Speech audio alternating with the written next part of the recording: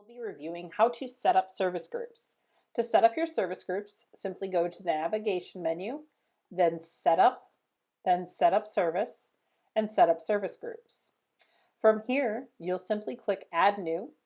By default, the active checkbox will be checked here, but if for any reason you need to deactivate your service groups, you would uncheck this box, and then you would provide a name. So for example, if I put in haircuts, I can put in children's haircuts here. We can correct that.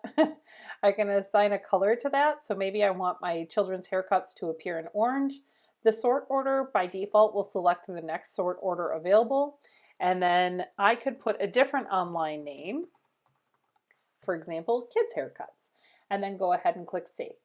From here, I would go to, doesn't like that character. From here, I would go to Set Up Services, and maybe I create different services for children, such as a children's bang trim, a children's buzz cut, children's short haircut, children's long haircut, children's updos, etc. Thank you for watching and have a fantastic day.